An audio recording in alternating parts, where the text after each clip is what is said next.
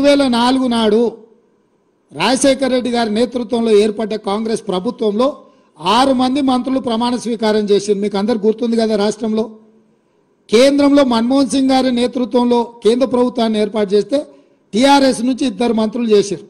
ఒక ఆయన పేరు కల్వకుంట్ల చంద్రశేఖరరావు, ఇంకొక నాయకుడి పేరు ఆలే నరేంద్ర గారు. రాష్ట్రంలో 6 మంది మంత్రుల హరీష్ రావు ఒక మంత్రి. 6 మంది మంత్రుల్లో నాయని నరసింహారెడ్డి గారు కూడా మంత్రిగా ఉండి కడప జిల్లా ఇన్ఛార్జ్ మంత్రి.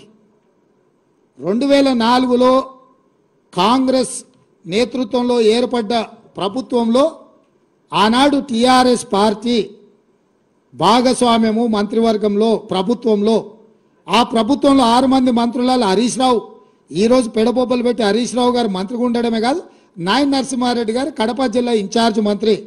11,000 క్యూసెక్కులతో ఉన్న పోతిరెడ్డిపాడు, యాక్చువల్గా పోతిరెడ్డిపాడు కానీ తెలుగు గంగ కానీ ఒకటి 15 టీఎంసీలు ఒక ప్రాజెక్టుకు, అదేవిధంగా చెన్నైకి నీళ్లు పంపించే తెలుగు గంగ ప్రాజెక్టుకు 17 టీఎంసీలు 19 టీఎంసీలు మొత్తం కలిపి కేవలము కృష్ణానది జలాల నుంచి శ్రీశైలం ప్రాంతం నుంచి వాడుకోవడానికి కేటాయించింది 34 టీఎంసీలే.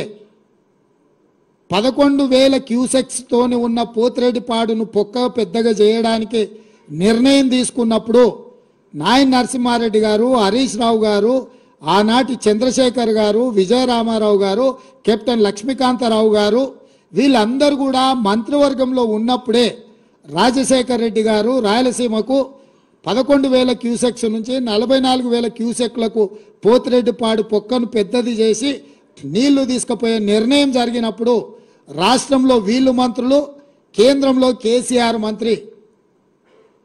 ఈరోజు కాంగ్రెస్ పార్టీ తెలంగాణ నాయకులను దోషులుగా ఆరోపణ చేస్తున్న చంద్రశేఖరరావు, నీ గత చరిత్ర ఒక్కసారి వెనక్కి తిరిగి చూసుకో.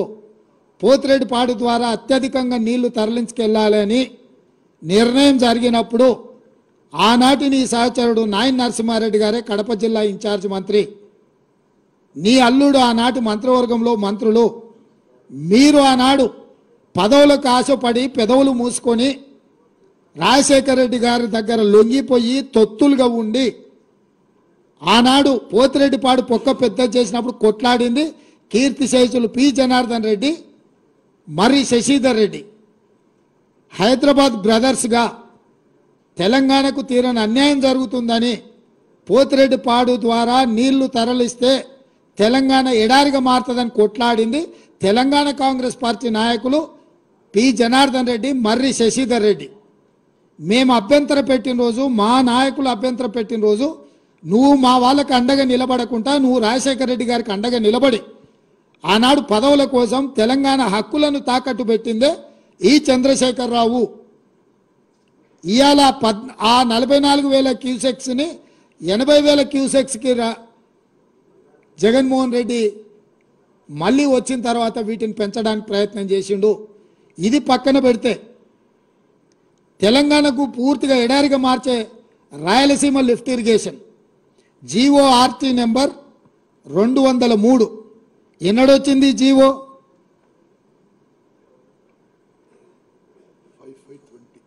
5/5/20 yes, GO number 203 5th May 2020 నాడు ఈ టెండర్ పిలిచిండ్రు.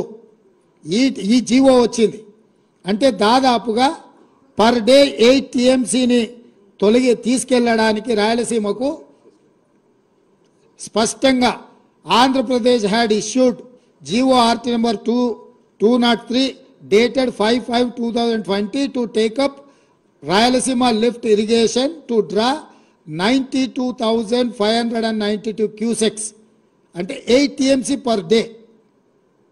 8 టీఎంసీలు రాయలసీమ లిఫ్ట్ ద్వారా పోతిరెడ్డిపాడు పక్కనే ఇక్కడి నుంచి నీళ్లు తరలించడానికి ఎఫ్ఆర్ఎల్ లెవెల్ 797 అంటే కుండకు సైడ్ నుంచి బొక్క పెట్టలే, కుండ కింది నుంచి బొక్క పెట్టాడు.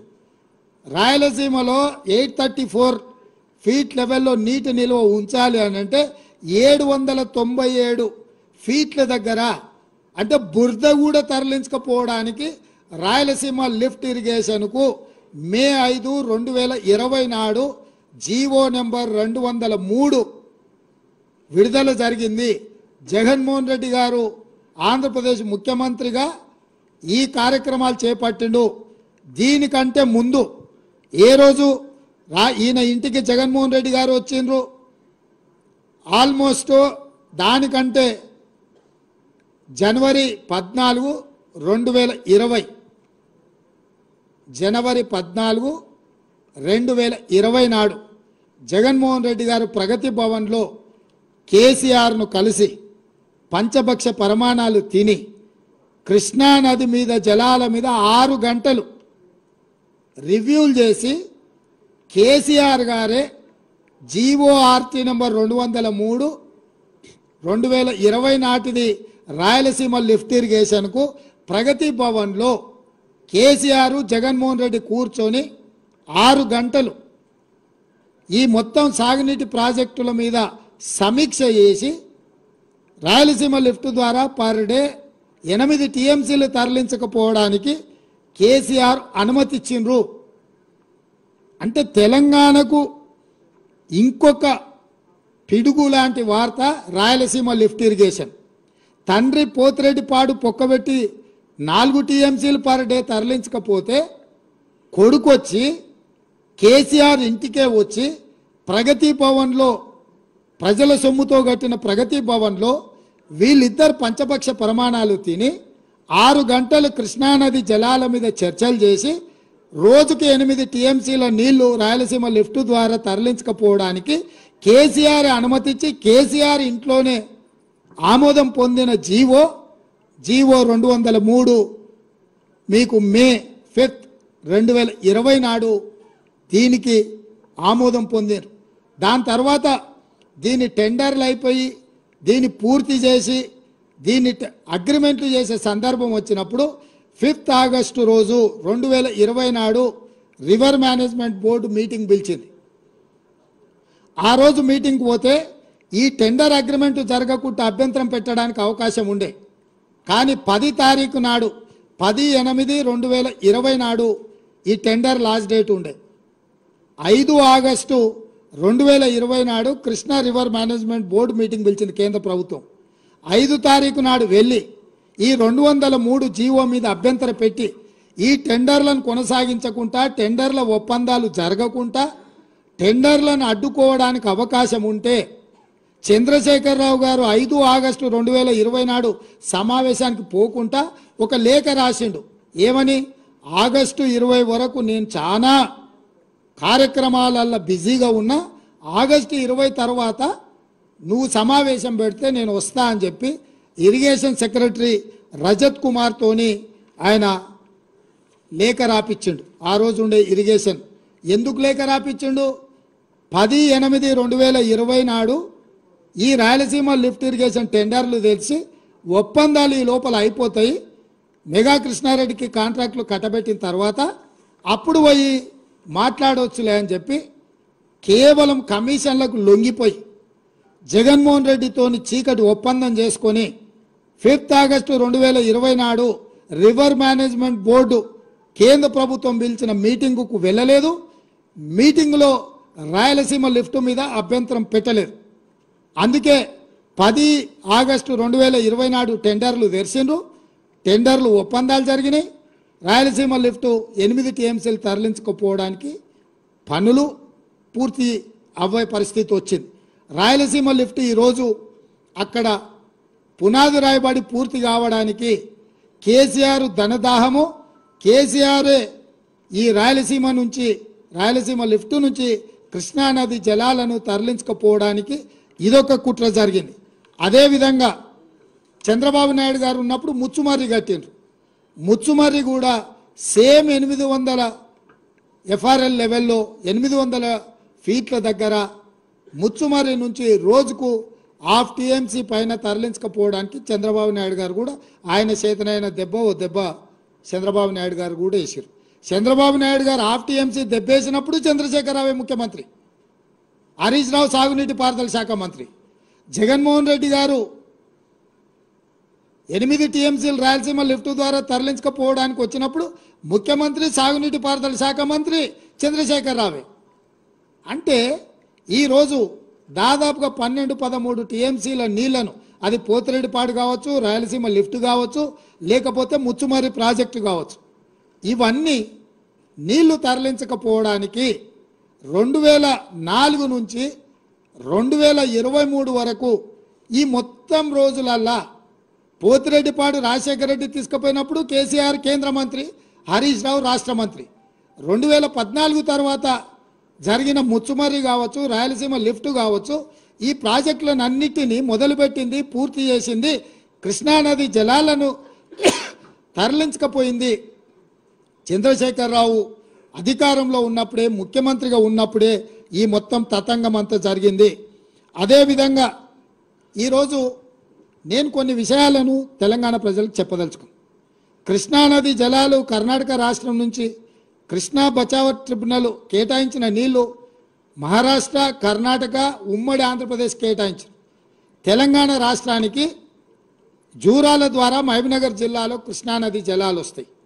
అదేవిధంగా తుంగా అండ్ భద్ర కర్ణాటక రాష్ట్రం నుంచి తెలంగాణ రాష్ట్రంలో ఎంటర్ అయ్యి సుంకేజ్ల దగ్గర మహబూబ్నగర్ జిల్లా అలంపూర్లోకి వస్తాయి, రాయలసీమ బార్డర్లో కర్నూలు.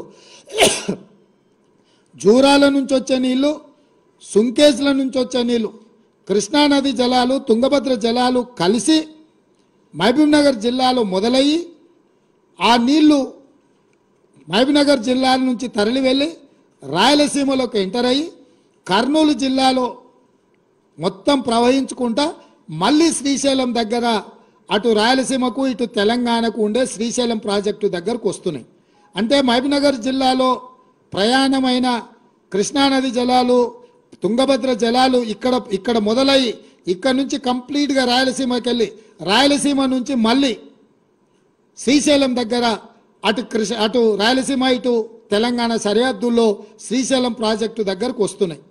ఒకప్పుడు ఏ ప్రాజెక్టులు లేనప్పుడు శ్రీశైలం నీళ్ళు వదిలితే నాగార్జున సాగర్లో నీళ్ళు వదిలితే పులిచింతల. అంటే కంప్లీట్గా ఈ నీళ్లు కానీ ప్రాజెక్టులు కానీ పూర్తిగా తెలంగాణ చేతిలో ఉండే. అప్పుడు కృష్ణానది జలాలు ప్రాజెక్టుల నిర్మాణం కానీ నిర్వహణ కానీ ఏదైనా ఉంటే తెలంగాణ చేతిలో కొంచెం పెత్తనం ఉండే. అవసరం అనుకుంటే మన నీళ్లు మనం తీసుకున్నాక రాయలసీమకో లేకపోతే ఆంధ్రాకో ఆంధ్రప్రదేశ్కో విడుదల చేయడానికి అవకాశం ఉండే. ఈ ప్రమాదాన్ని కనిపెట్టి, ఈ తెలంగాణ హక్కులను కనిపెట్టి రాయలసీమలకు పాలమూరులో మొదలైన నీళ్లు కర్నూలు జిల్లాలకు ఎంటర్ గానే నీటి దొంగలు పోతిరెడ్డిపాడు ద్వారా ఒక పక్క, రాయలసీమ లిఫ్ట్ ద్వారా ఇంకొక పక్క, ముచ్చుమర్రి ద్వారా మూడో పక్క పెట్టి రోజుకు 12-13 టీఎంసీల నీళ్లు మనకు సంబంధం లేకుండా, మనల్ని అడగకుండా పాలమూరులో ప్రయాణమైన నీళ్లు మళ్ళీ తిరిగి పాలమూరులో శ్రీశైలం దగ్గరకు వచ్చే లోపల నీటి దొంగలు మధ్యలోనే దొంగతనం దారి దోపిడీ చేసే పరిస్థితి ఈరోజు దాపురించింది.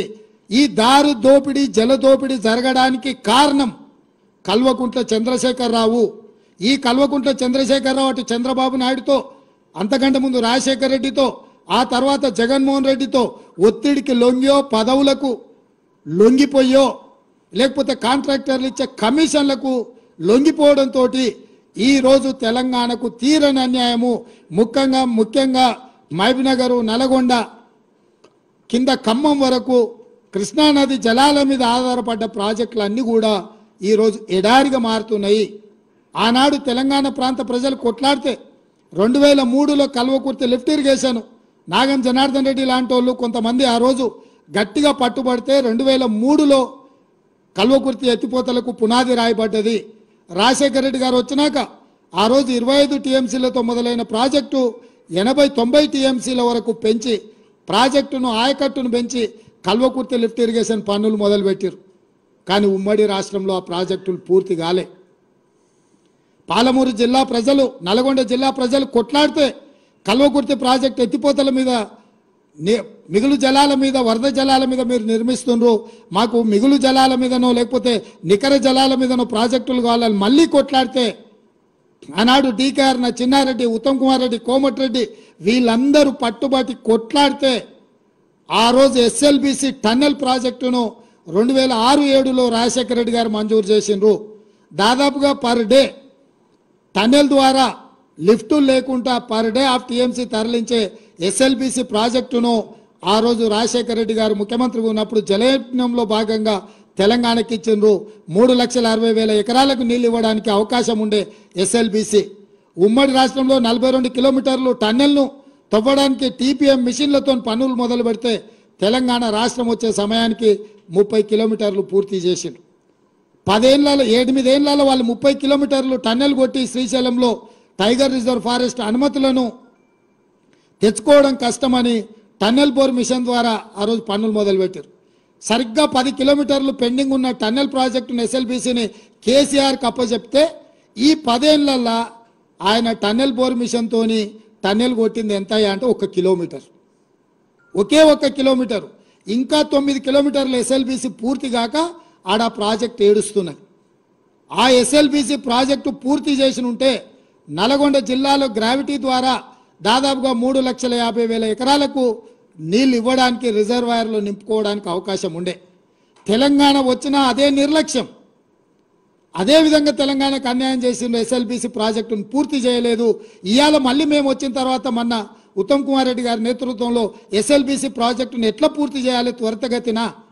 ఇంత నిర్లక్ష్యం ఉమ్మడి రాష్ట్రంలో జరిగిన నిర్లక్ష్యానికంటే ఎక్కువ నిర్లక్ష్యం తెలంగాణ రాష్ట్రంలో చంద్రశేఖరరావు ముఖ్యమంత్రి అయిన తర్వాత నష్టం జరిగింది. తెలంగాణ ఫ్లోరైడ్ ప్రాంతానికి అన్యాయం జరిగిందని చెప్పి మేము సమీక్షించి ఇవాళ ఆ ప్రాజెక్టును మేము పూర్తి చేయాలనే ప్రయత్నంలో మేమున్నాం.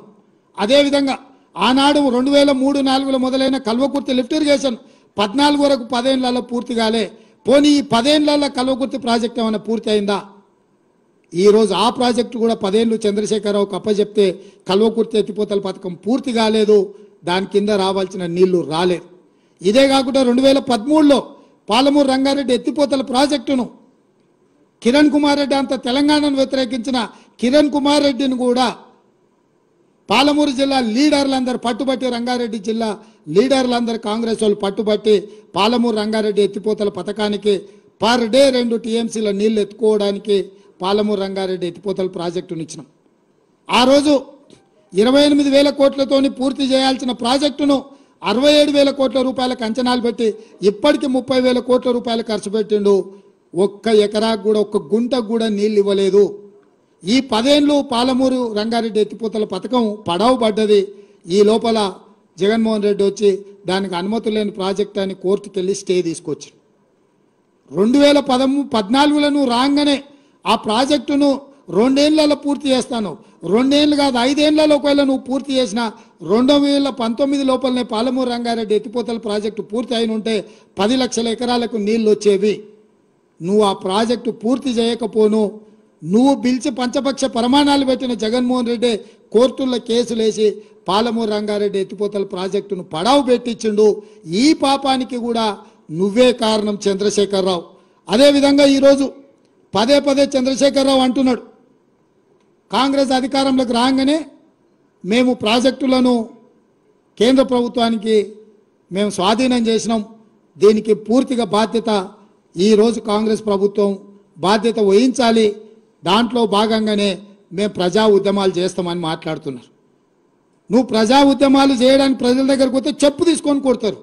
ఎందుకు అని అంటే మొత్తం పాపాల బైరోడివే నువ్వు, మొత్తం ఇంత కట్ట కాగితాలు ఉన్నాయి ఈడ, ఇంకా చాలా ఉన్నాయి, కొన్ని మన క్రోడీకరించి కొన్ని తెచ్చిన. అదేవిధంగా మేము వచ్చిన తర్వాత జరిగిన మీటింగ్లో స్పష్టంగా మేము ప్రాజెక్టులు మాకు నీటి కేటాయింపులు పూర్తిగా 50% నీళ్లు కేటాయించి మా హక్కులు మొత్తం మాకు నికర జలాలు కేటాయించినాకనే ప్రాజెక్టులను హ్యాండ్ ఓవర్ చేశాని చర్చ జరుగుద్ది, లేకపోతే దానికి ఒప్పుకునేదే లేదని మా అధికారులు స్పష్టంగా చెప్పారు. ఇదే కాదు, షెకావత్ దగ్గరికి నేను ఉత్తమ్ కుమార్ రెడ్డి గారు జాతీయ ప్రాజెక్టుల కోసం పోయినప్పుడు చర్చ వస్తే కూడా స్పష్టంగా చెప్పినాం, కృష్ణా నది మీద గోదావరి నది మీద తెలంగాణ రాష్ట్రానికి రావాల్సిన నీటి కేటాయింపుల మీద స్పష్టత వచ్చినాకనే ప్రాజెక్టులను అప్పజెప్తాము. అప్పటి వరకు ఈ ప్రాజెక్టులను అప్పజెప్పడం అనే చర్చ అసంపూర్తి చర్చ. ఈ చర్చలు జరిగినా ప్రయోజనం లేదు, శాశ్వతంగా అన్ని సమస్యల్ని పరిష్కరించండి. ఇదే కాదు, మహారాష్ట్ర కృష్ణాలో ఉన్న కృష్ణానది మీద ఉన్న ప్రాజెక్టులను కూడా బోర్డు పరిధిలోకి పట్టుకరండి.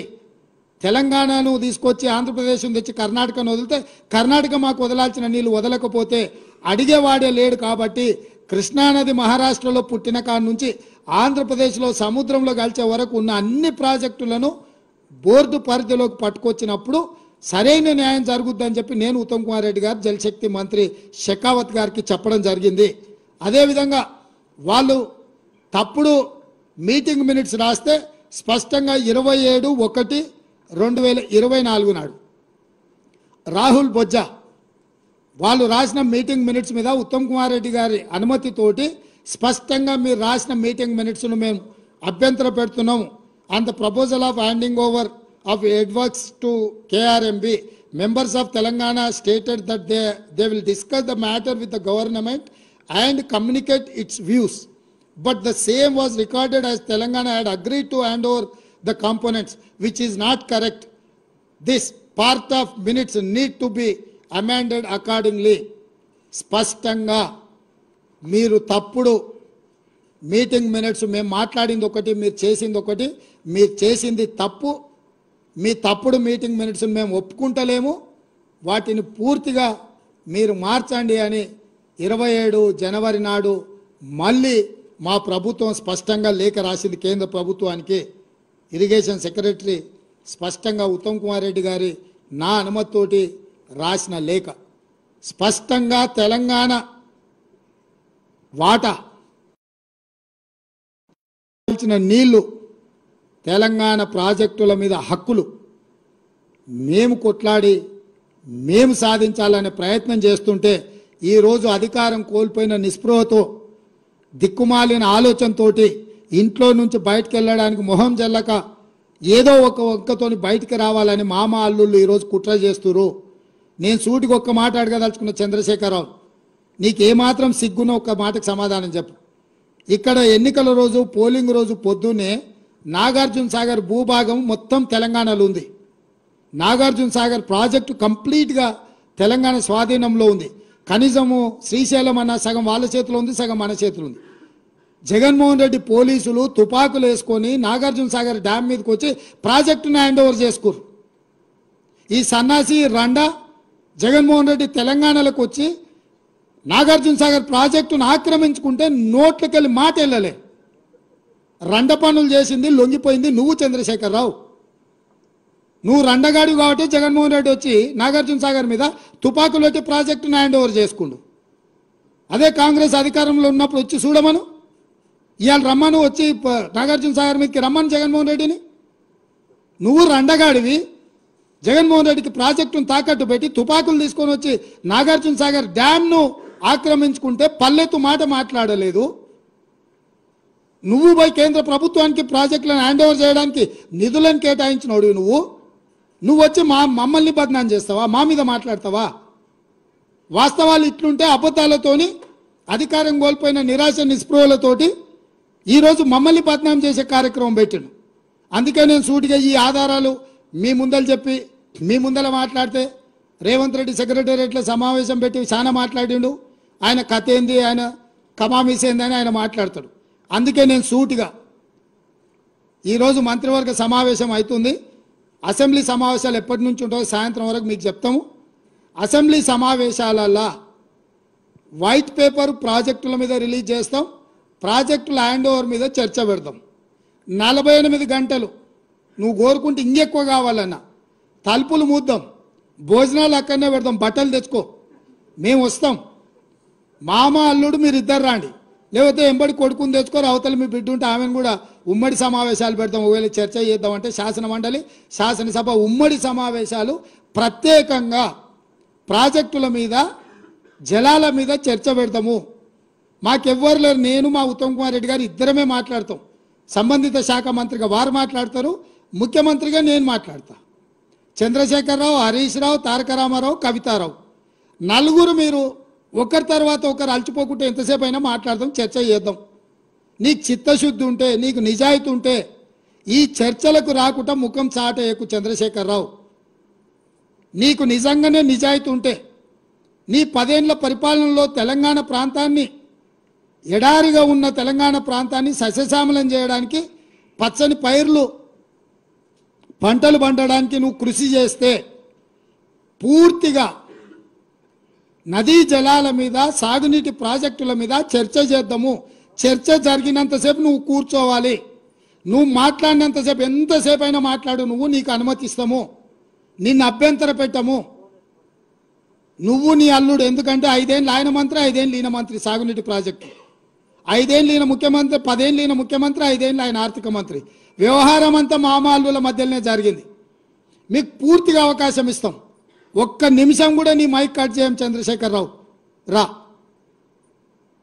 ప్రతి డాక్యుమెంట్ తీసుకొని నేను మా మంత్రివర్యులు ఉత్తమ్ కుమార్ రెడ్డి గారు మేము మాట్లాడతాం. వాస్తవాలను ప్రజలకు చెప్పుదాం. ఎవడు ద్రోహి, ఎవడు దొంగ, ఎవడు లొంగిండు, ఎవడు వంగిండు, ఎవడు ప్రాజెక్టులను తాకట్టు పెట్టిండు, ఎవడు ముఖ్యమంత్రి ఉన్నప్పుడు ఈ తెలంగాణకు అత్యంత ద్రోహం జరిగింది.